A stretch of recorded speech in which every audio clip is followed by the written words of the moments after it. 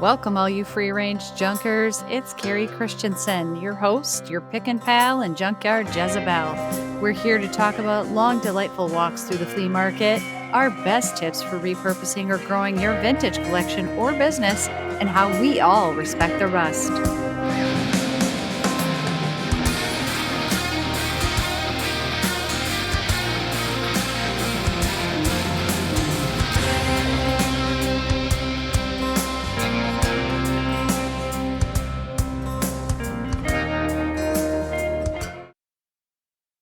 Hey, everybody. Welcome back to the pod. I know it's been a while since we've recorded an episode because we've been on the road. We've spent many more nights in hotels than we care to tell you because it seems excessive. We probably should own a camper or something. But we've been picking and bringing in a lot of stuff to our store and our online business. Our e-commerce business has been going through inventory like crazy. So we are always searching and trying to find some more. And today's episode is a little bit about that. That'll be an interesting story, hopefully, for you to listen to. A couple of years ago, Rick and I had the pleasure of meeting the family of Bruce Ibold. And as we went to his store to finish picking up the inventory that we've purchased last week, we had a really lovely conversation with Bruce's family about his interest in toys, his legacy, what they've done. And I just thought, I'm going to get the microphone out and record this because a lot of other toy people or antique people might find this story interesting. And it really is an important part of our business because every piece of inventory for us in the antique world has a story attached to it. It was somebody's. It served a purpose. The history behind it is interesting. And we really found the history behind the Ibold family interesting and hope you will too. So have a listen. Talking and I'll just capture and I can edit. Think we're out of stories. Yeah. Oh no, you're no, not we're never out of stories. So we know the story. We're out of stories. Yeah, now we'll start over. We know the story of Bruce and how this all came to be, but nobody else that's listening to this knows Bruce's story. So why don't you guys tell us who you are to Bruce and how this came to be? Start with you all. They were here where I was. Well, I'm Diane Newporty, and Bruce Ibold was my brother. And he started with this boy. He started collecting antique toys long ago, and I thought it was neat. And he'd always show them to me, but I never truly understood that the passion that he had for it until he opened the store, and I started work. I was retired, and he asked me if I could work when he needed somebody to come in, and it worked out real well for us. And so it was wonderful because he and I didn't get to spend a whole lot of time together. And because he lived right here, he would come when I was working, he would come through and we would talk.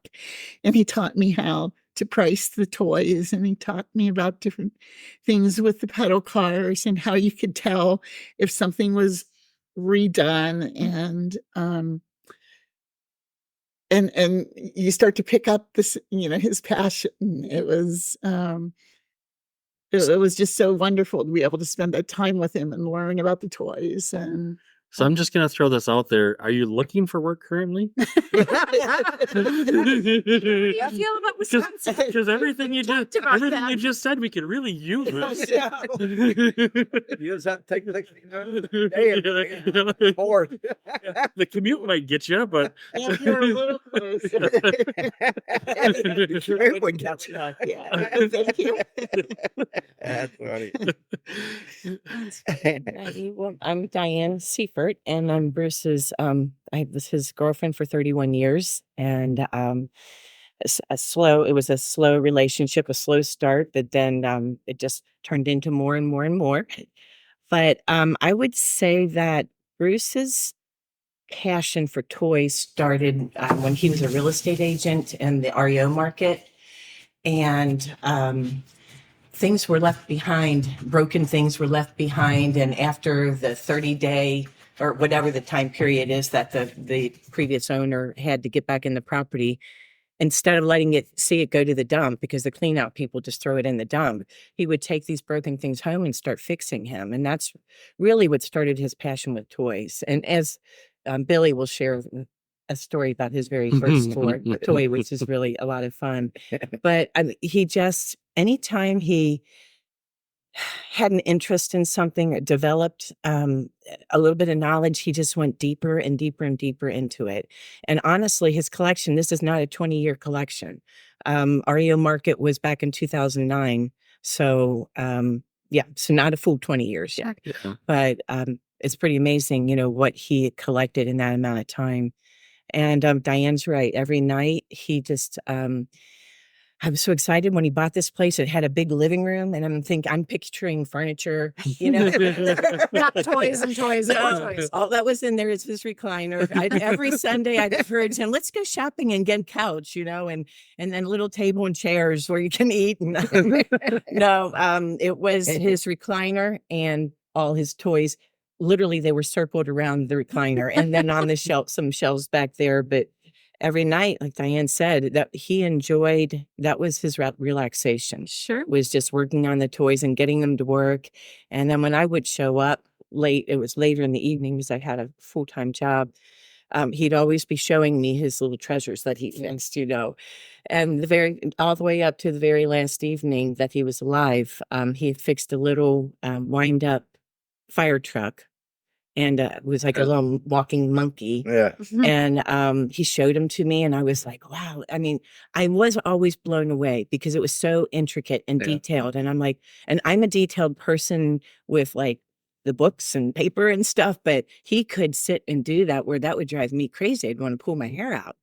But he was so proud of it. And I guess my response wasn't enough because he said, you don't know how hard it was to do this, and it's like, it is really cool. But I have those two pieces in my house. Nice. That's nice. It's really special. And we have so many wonderful memories. And we all really know that eating at a table is overrated anyway. I mean, who needs a table to eat at when you can have toys on it? Exactly. So- And most of the people listening to this podcast are going to be like, and what's wrong with that? Yeah, glue on the floor, I have guys that I know that wash, they clean their Tonka tires in their wife's dishwasher, and then they use the microwave to heat them up to put them back on to get the hubcaps just right. So they will totally understand not having a table or having it full of toys. Right. So the floor was brand new. He had just put it in before he moved in, and it didn't matter though. I mean, we found spray paint and glue and stuff on the floor from all this. Yeah. And his toy interests were really diverse. It wasn't like he just did press steel or tin. I mean, there's a wide variety of different types of toys here, which is kind of rare. I mean, the people we run into normally, they're either a press steel person or a tin person or an action figure person. Cast iron. Yeah. It's really nice cast iron And like pieces. when I first met you guys at Pigeon Forge there, I think one of the comments I gave you was where did all this stuff come from? Because I can't believe the quality the quality of the toys that he had in his collection just didn't come to toy shows anymore. They were in collections. So once you explained it to me, I understood. Right. But and the variety there, he had that very expensive arcade private label cast iron van that you sold, high end tin, beautiful pressed steel that I was buying. I mean, so you had a very good eye to even know what to take to that first show when you came out. So you guys did a good job on getting that stuff out to the marketplace too. Which means you listen to him more than I listen to Rick. When Rick looks at me and says, well, what do you think about this? I mean, you heard my response earlier. Oh, I'm sorry. I wasn't even listening. I did that too. And that's pretty much it. Well, before we go to Billy, could I add just one more thing? Sure. As a little boy, he was so much into anything with wheels. He loved bikes. My brothers had an Irish Mail, one of the pump. And he was always fixing his bike, other people's bikes, trying to modify them. And I mean, that was something all his life. I mean, there's a picture that was in the store of him at Christmas with a pedal car with the fire truck. So, I mean, he always that was always a passion of his. Yeah. That was his Yeah. true calling, and the real estate just paid the Yeah. bills, basically, Yeah. right? And Oh yeah, there he it loved is. to take Yeah. things apart Yeah. and put them back Yeah. together. And I was telling them a story last night of how my parents were in Florida, and he took my mom's car apart and pulled the engine out. And he was probably 15. Oh my He gosh. took the And, motor out. my parents came home early and found the motor all out of my mother's car. And my father was not patient, Oh, yeah. understanding. I think the most person. patient person on the planet would lose it with that. Yeah. Yeah. Yeah.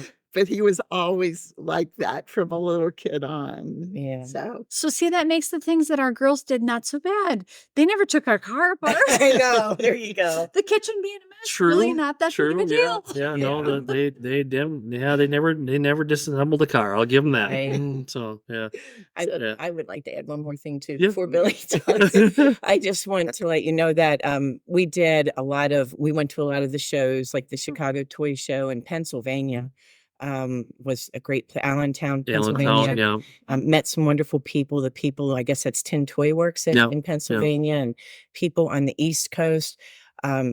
The shows that we went to, I treasure those memories so much, you know. Mhm. And I always would joke and say the only reason he brought me along is because I was the one that carted them to the car. So Carrie, I appreciate you so Yeah. much. I just love watching the way you two work because Yeah. Bruce was so much like you, and Yeah. I was just like you. I was the one that was walking to the car and packing things really efficiently so you can fit more, Yeah. you know. Yeah. And And You so they weren't make there, it I there was. in one Yeah. piece. Yeah. Yeah. But Yeah. you know, and I'm just so glad. I got so much joy in that, and just spending the day with him and seeing his passion for it all, learning about it. But I just wanted to share Yeah. that. Yeah. There's Yeah. really special memories with me. Yeah. so. Well, and it really is a community. I mean, Mhm. you know, Oh, it is. it's funny to us because we've been in this business for so long, and there were so many years I didn't go with him. And now that I go with him more places, people will come up to me and say, "How's your dad?" And I'm like, "You've never met my dad." And then I realized, oh, you're talking about Rick's dad, who used to go with him to Because shows. he used to Okay. go all the time. Yeah, Okay. but Carrie they stayed home with the remember. girls. Yeah. Yeah. So in fact, the first couple of Chicago toy shows I missed, I'd get phone calls. Are you okay? Is your dad okay? I'm like, I'm fine. Well, yeah, we're in Chicago. I'm like, I know that I was busy, you know. I mean, Yeah. but they just couldn't understand because we were a staple there for 15, 18 years, you know. So it's just Yeah. you when that person that you see 2 or 3 times a year misses you, Mhm. then they think Right. something's wrong. You know, Yeah, I'm like, no, I exactly. couldn't free the weekend up. I'm sorry, you Yeah. know. Yeah. But yeah, but it was a community. I mean, I had more people reaching out to me from the toy world to make sure I was okay if I missed a show than, you know, if I miss a hockey game or something for my daughters. So, Yeah. but yeah, it Well, was and just people like you get to know everybody there, even though you Mhm. do only see them once a year. You tend to know more what's going on in their world than you do the people you get Christmas cards Mhm. from Yes. that Yeah. live down the street That's from you. That's Yeah. true. Yeah. It's really So- yeah. And unfortunately, I don't know if you guys ever subscribed to Antique Toy World. I'm sure Bruce probably Mhm, did we at have it. at different times. Now it's almost like a disappointment because the entire magazine is this person, this collector passed away, I and their know. auction is here, and that's the whole sorry.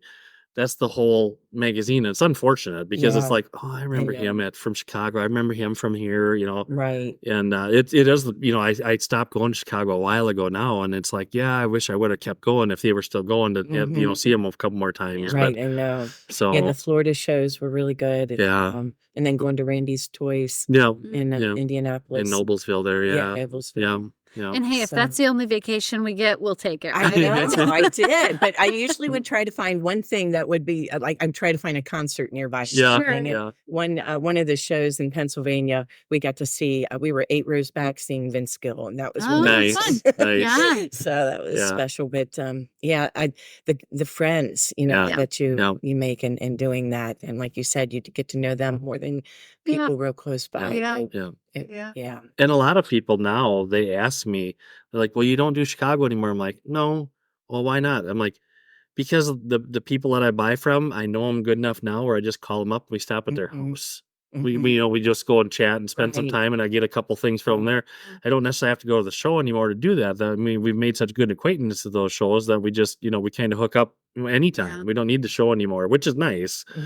you know.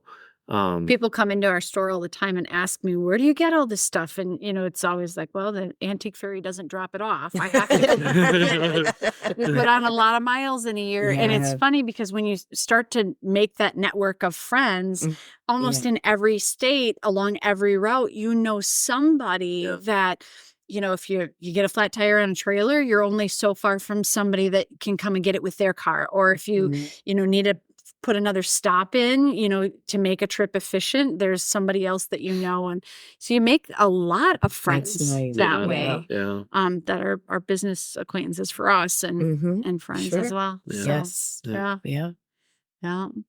So you guys, Billy, your turn. You were telling great Billy. stories about your friend Bruce. So tell everybody who you are to Bruce. I have a million stories, but my name is Billy Hodge. I met Bruce about 20 years ago. 25 for sure. 25 years ago.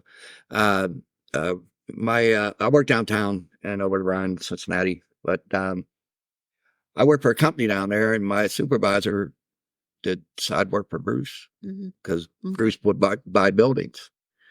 You know what I mean? And he'd rehab them. Some of them he'd sell, some of them he'd keep. And that's how I met Bruce. And then I just did work for him on the weekends. And then one day they closed the company down there.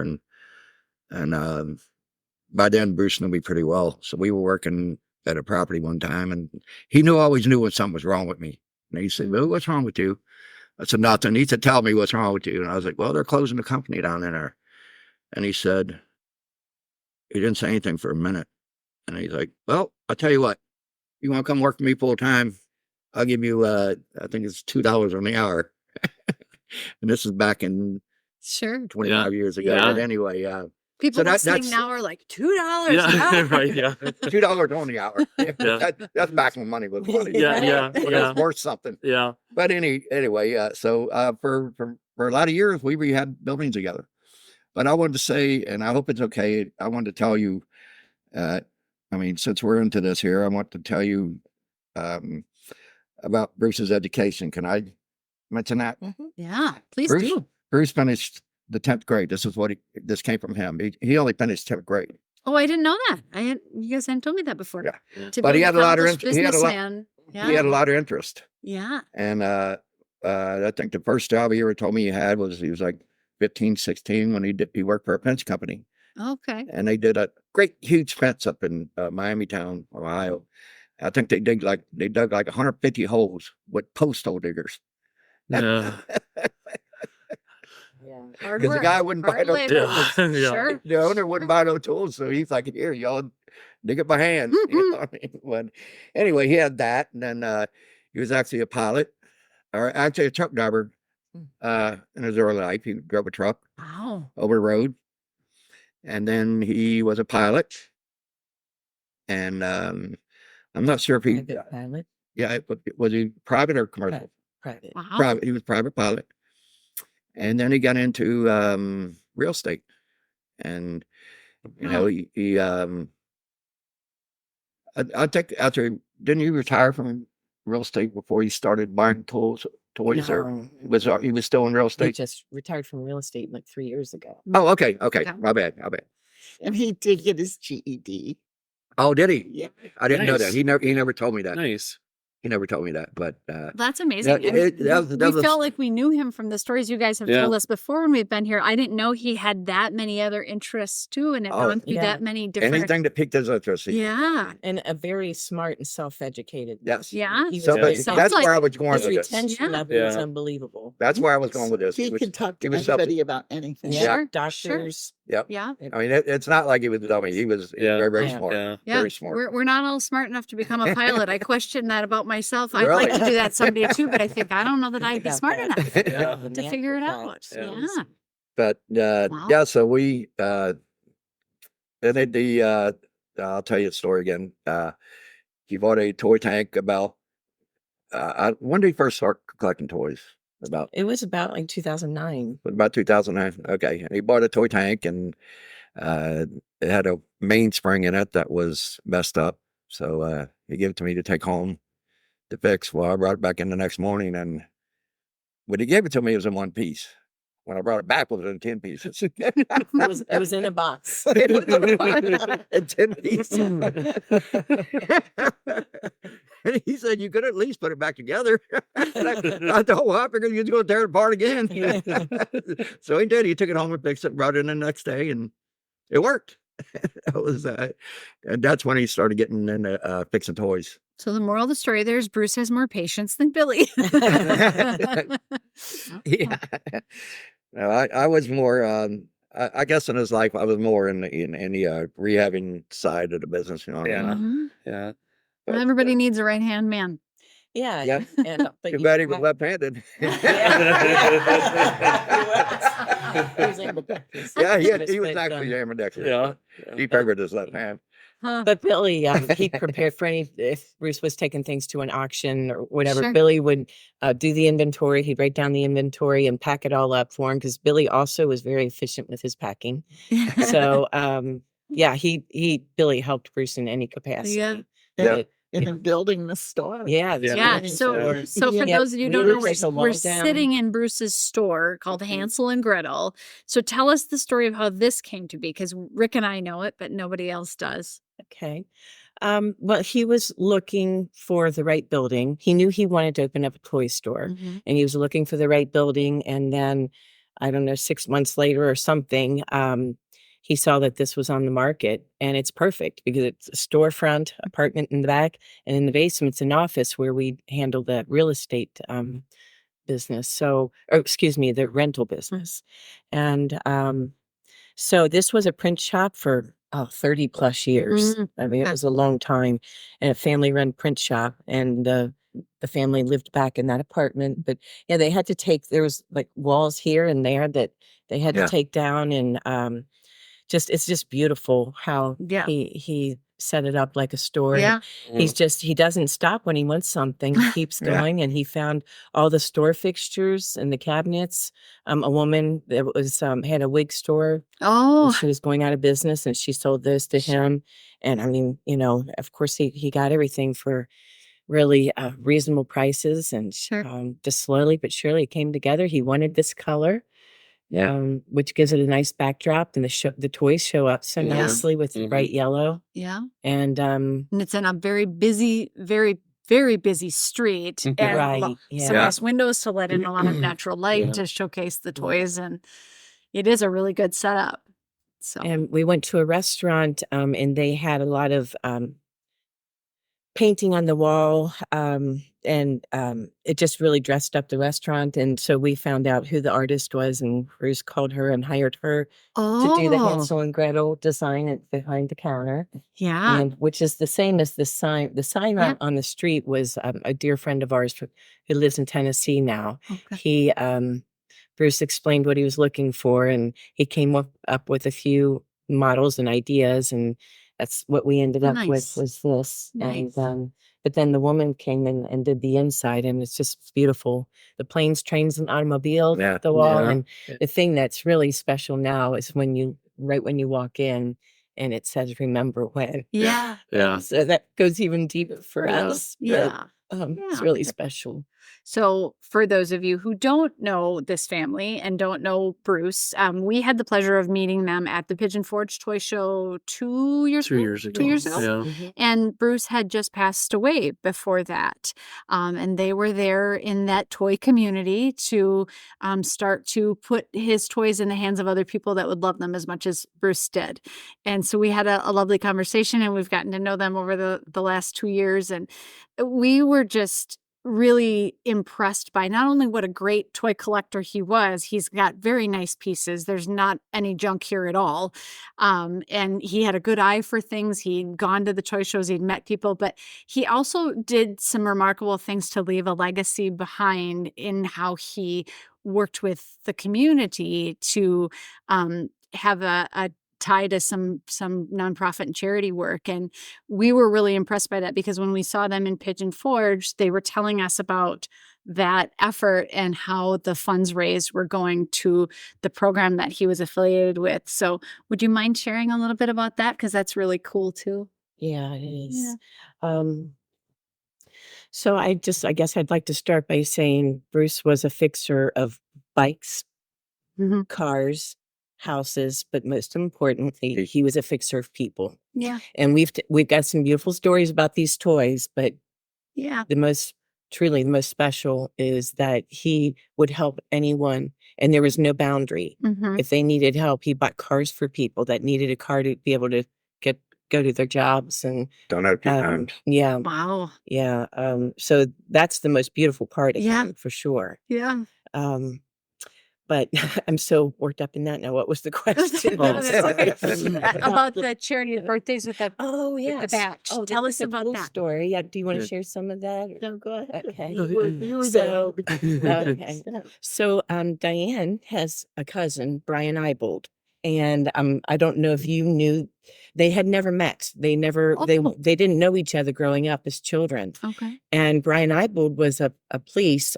He was a Hamilton County Police Department. The coring or Hamilton County Okay. first. So He was here in also the area in Township. Cincinnati. Yes, Okay. a local Okay. police officer, and then Bruce did really well with real estate. So Yeah. people would say, "Hey, Bruce, did you know Brian Ibold? He has the same last name."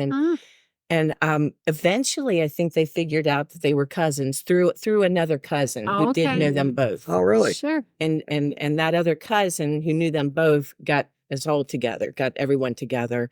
And Brian and Bruce were very different. Bruce, was really good with his hands. But Brian was a great police officer, and also he had a passion for helping people. He was a big sports enthusiast, and Bruce wasn't. So they were trying to find their connection. Sure. And they found their connection. We were eating dinner one time, his wife and then Bruce and I, and they realized their connection was having a passion for helping people. So they started. I'm so proud to have been a witness of even them coming up with the name. Yeah. And it was like having birthday with the badge. So they started this charity, a legit charity, nonprofit, and basically the purpose is to help children who are raised in families that couldn't afford things for their birthday, can't help them with their school books or whatever. Just so they would find out from school counselors what children fell into that range, and they would, on their birthday, they would go to school and they would bring little toys for all the kids in the classroom. Oh, that's They were awesome. elementary age children, and then they would bring presents for the birthday boy or girl, and the parents would come, any family members would come, and then the police. There'd be about a handful of police that would come, and so they'd talk to all the children. It was a great way to build a strong relationship between the police and the school community, and letting these young children know that the police are out there to make their lives better. Because unfortunately, some children are raised where the police aren't; they're bad. Yeah. So it really helped kids to know, hey, you're safe with me, and I want to make your life safe and better. And it was really a beautiful way to build that relationship. And that was, before even the way things are right now. Yeah. So, but that's, they realized, Brian and Bruce realized that they shared that passion. Much of the rest of their personalities in their life was very different, but they shared that one passion and created that not-for-profit. So most of the toy sales go to that, but we also have other charities that Bruce supported. Tunnel to Towers is one of them, and some other local ones here. But Church. yeah, and the church, his church. The church was another really beautiful part of his story, and his faith growing in the several years before he passed away. The one question I may have known this from before, but I don't remember it. But how long was the store open with him running it here? How many? 9 months. 9 months. Okay. Mhm. Okay. I knew it wasn't a long time, but I just couldn't remember the actual So he time bought frame, it in so. August. They did all the rehab, and then it was open a week before Thanksgiving. But Okay. the full opening was Thanksgiving Okay. weekend. And then that's when Diane and I and Billy helped. We had 2 fundraisers in the following 2 Thanksgivings that were really just So awesome. Just so much fun to show off his collection and hear the stories, the people that came in that were his customers that shared stories. It feels really so heartwarming, and it makes you, there's so much meaning. That's the one thing. There's so much meaning behind everything. Every part of Bruce's life. That was fun for me because, meeting you guys in Pigeon Forge in May, but then the next time I came was actually here, and it was one of those fundraiser night days or whatever. That was fun. I mean, we got to come the Friday after Thanksgiving there, and that was the first time we were actually here, and I was very impressed, and it was just great, and seeing the different number of people coming in, and how the different the cookies and the coffee and stuff that you guys do, and just it was really neat. It was a nice community. Right. I was just gonna say it's an awesome sense of community is where I was trying to get. It's a long way around. Those events and hearing people, I'd hear a collector call a friend. You've got to come over here. You just wouldn't believe what this guy has. Just made us really proud. Well, every toy has a story. It belonged to somebody, and it's got history and all that kind of stuff. And we hear a lot of those.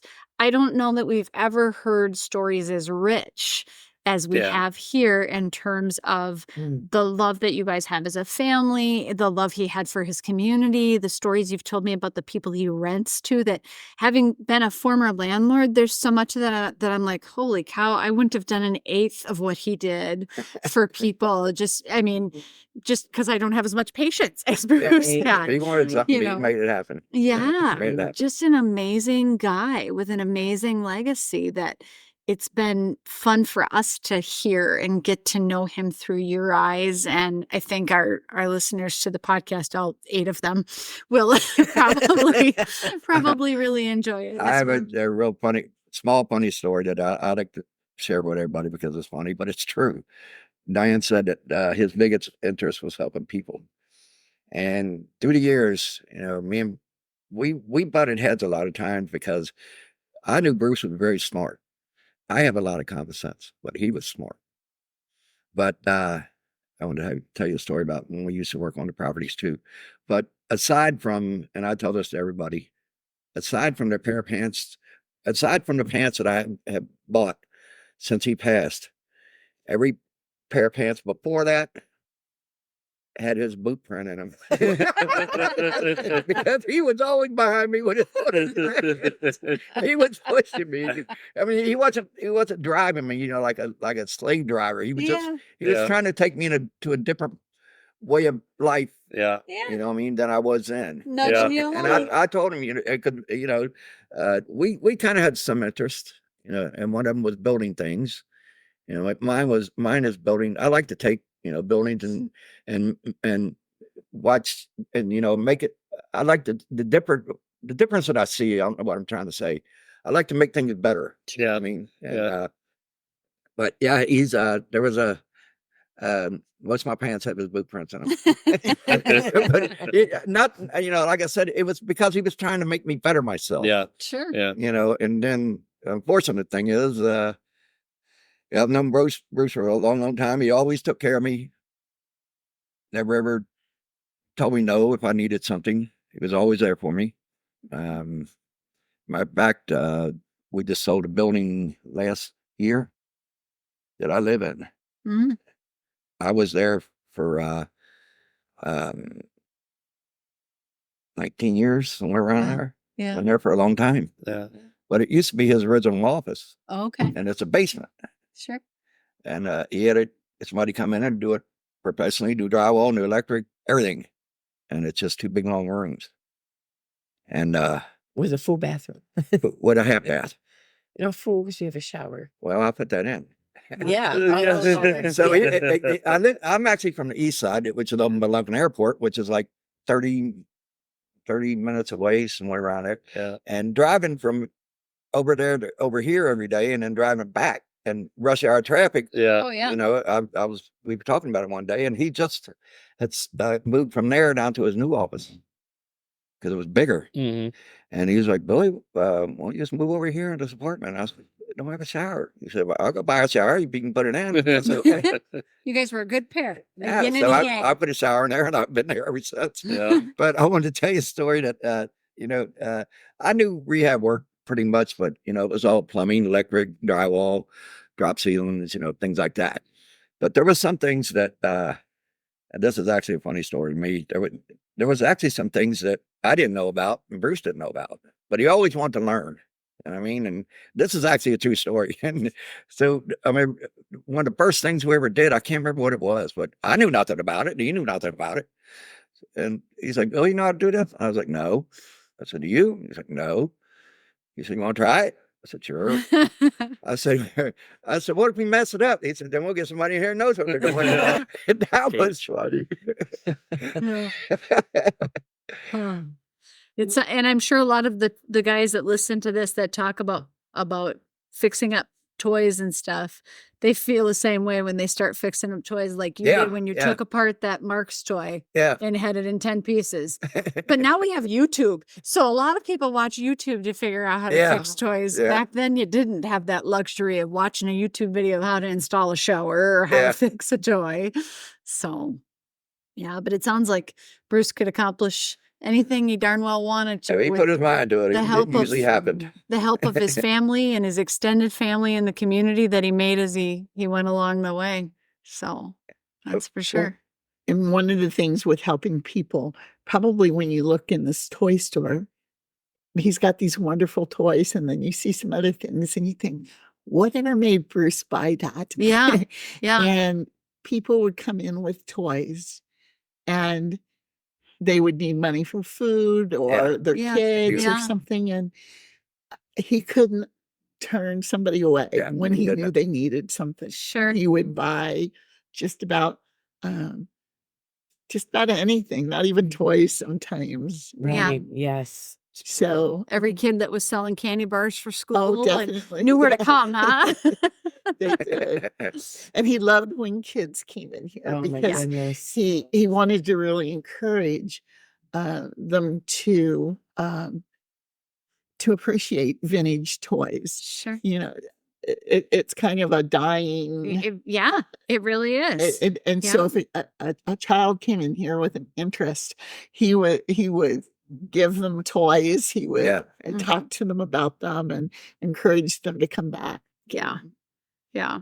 So many kids play with iPads now, and that's their entertainment. And, Right. they're not growing up Yeah. pushing a Tonka truck through a sandbox. And Mhm. that teaches them skills. They learn how to take things apart and put them back together. And Yeah.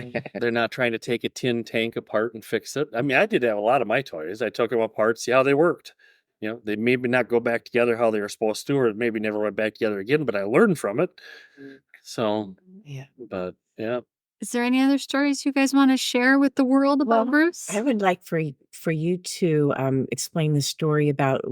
So Diane and I and Billy, we all three have just enjoyed getting to know you so much. Absolutely. I mean, we Absolutely. really do feel you. that Bruce. This is in place because of Bruce. He made Yeah. all this happen. Yeah. But one thing that we know that we received assurance of is the day after your first visit here, Mm-hmm. you went back home to your store and you found an envelope. Oh, no, we found it out here. Oh, you Yeah, found Yeah, it was in the storage container. container. It was in the storage Yeah. container. It's Yeah, yeah. Yeah. So, mixed up. Yeah. Okay. yeah. So, and was that our Okay. that was our second visit here, I think. Yeah, that because was the last first one the I first went visit on. it was just Okay, for the and fundraiser. that's The second when- visit was Yeah, the and one. the Yeah. second visit is when you showed it to us. Yeah. we had And that's just what I found was it out. thinking. Yeah, Okay. yeah. No, Yeah, so no. Oh my yeah, gosh. so That's so a lot of cool. you that listen to this podcast are customers of ours, and you may be through the parts and decal business or through the retail store, but sorry, we don't remember all your names Yeah. because there's just a lot, and we've been in business for a long time. We started the business in our home back when 1998. yeah, when our oldest Yeah. daughter was 3. And it was in our home for a while, and then we moved to one location, then to another location. And we used to have a college-age girl that came into our home after our kids came home from school and helped address envelopes to send out decals. And she kind of kept an eye on the kids, and she helped address envelopes so Rick could keep working. And we were here in one of the storage buildings out back going through boxes of toys that we were going to try and buy and find new homes for.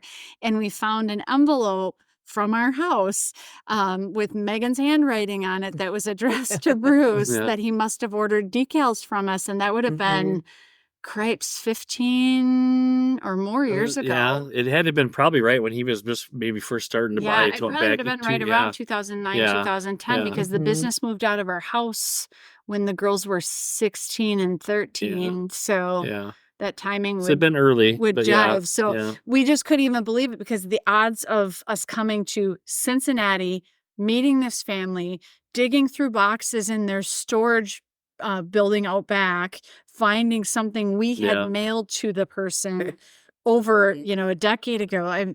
There's a lot of pieces that got to line up there for that to happen, to your point. So it kind of was a kismet situation. It was funny, because that's what, and she said when we were digging out there, I was kind of down digging, and she's like, well, did you set this here? And I'm like, set what there? And it was like out. I must have put it out, but I didn't see even what it was. Right. It was in plain because it was in sight. plain view on the one shelf or whatever. And she's like, well, this is from you. I'm like, what do you mean it's from me? And it still had the Rick's toy box name on it before we changed the Gasoline Alley. Okay. That was what I was when we were out of the house or whatever. And then little brief side note on that, we found out that there's a Rick's toy box in Fort Lauderdale, Florida that sells adult toys, if you get my drift. So we changed the name for Rick's toy box, because I was getting phone calls about some people not receiving what they ordered or whatever. I'm like, we're not going to go down that path. So I don't know why there weren't batteries in your package. Right, I'm not sure, but so anyway, but it was still from then. So and it was just out an open view on the shelf, and I'm like, I didn't put that there. So it was like, it appeared, and it had to have been something that I opened a box and said it, but I didn't realize it and recognize it. Something I don't know. Because he was saying, I'm putting this stuff right in front of you, and you're not seeing it. But it was like right when she walked in and thought I had dug it out, and I'm like, I haven't seen it before. Yeah. So, but that was kind of funny. Yeah. I mean, I have no doubt in my mind, and I don't personally believe in a whole lot of the ghost type of things. And after, I don't know, I have mixed feelings on it, but there's some things like that you just can't explain. And as much as he was tied into these toys and your family and just all of that had to have happened for a reason, and he had to have made that happen, because I mean, otherwise we would have found it, 2 years from now when we were unpacking those boxes back at our warehouse. You know what I mean? It just was too coincidental. So it was. Yes, because I don't think I'm even through the ones from May yet. Yeah, no, we haven't unpacked anything yet. Oh, really? I've still got some totes out there still packed from May. Yeah. It's about to get busier. Yeah. Yeah. So. Yeah, thank you for reminding me to share that. Yeah, that was great. Yeah. That was we had posted it, I think, on our Facebook page that day. We'd taken a picture of it. But I'd forgotten about that already. Yeah. So that kind of sealed the envelope for us. Yeah. But and also we had kind of a process of elimination too with some auction companies, and we just love the way that you two work together, and it reminds us of how Bruce was, and that's a very big compliment. So thank you. It is very much so. Yeah. Because we try, but we have our moments, but we do try. Yeah. The one auction company came in. Yeah. Diane could tell. Yeah. Because she doesn't get mad too often. I mean, she is the most patient, tolerable, kind person on this earth. Yeah. But I saw it brewing, and I'm like, wouldn't you think he's trying to build rapport? He would want to build rapport. Yeah. We hadn't signed on the dotted line yet. Yeah. And he just kept saying how we used the wrong program to look up. Yeah. Which was Bruce. I mean, he was the one that taught to do it. Sure. And also that his toys really weren't that special. Yeah. And it was like, okay, you can do anything to me, but you don't do anything to my family. Right. Yeah. I can talk crap about my brother, but nobody else can. Yeah. That's how I feel about mine too. Exactly. Yes. And when it comes down to a lot of that stuff there's some people that just don't read the room as far as Well, and it's what's just a important business to too, that some, family. you know. And the important part of the family, I think we've identified. I hope that we've done a good job with identifying that with you guys. And some people just don't get that.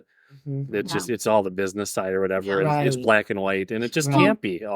Every situation can't be the same. Yeah, Bruce's business could have just been a rental business, but it wasn't. Right. It was a people business, to Right. your Yes, point. yes. Our business could Yes. just be an antiques and auction business, but it's not. It's a people business. You know, we get to know all of our customers, everybody we do business with, so that we have those relationships into the future, because you never know when you might need something from us or we might need something from you, and or heck, we just want to talk to you. Yeah. You know, and you guys have been kind enough to, you know, give us books for our grandson, and Yeah. we've, you know, talked about that and shared those stories, and those relationships are important. They are. So Absolutely. it's what Yeah. makes us different from the animals. So I like that. It's that and the opposable thumbs, but no. Yeah, at least we got thumbs. Yeah, right. They come in handy when you're fixing toys. We'll try 'em all. Sometimes they're two left thumbs, but it is what it is. Yeah. Wow.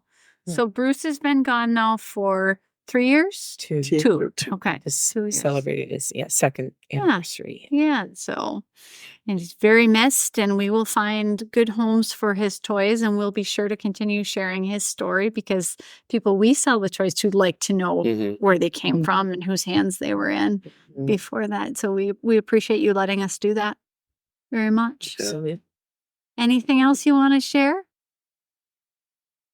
No. just thank you. Right. Thank Yeah. you for this. Thank you Thank for you for getting this. his story out. Yeah. Yeah, absolutely. thank you. Well, it's an amazing story worth telling and retelling and retelling and retelling. Right. Right. So Yeah. thanks for letting It's us all record good. this while we talked. I Yeah, just thought it definitely. was something that, you know, people should hear. So Yeah.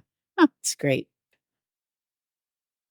Well, there you have it. That is the amazing story of Bruce Ibold and how we got to know his family. I hope you enjoyed listening today. It was certainly our honor to share that story with you. It's been absolutely a pleasure for us to befriend the Ibold family. And, you know, I think they'll be lifelong friends for us here at Gasoline Alley and Relic Road. And we are so appreciative of them trusting us with Bruce's collection. And we promise we're going to find all those toys great new homes. So if you're interested in any of them, make sure you're tuning in to our live sales on Tuesdays and Wednesdays. Check our eBay store, our website, give us a call here at the shop. We'll be happy to connect you with some of the wonderful toys that Bruce had in his collection. Thanks for listening today.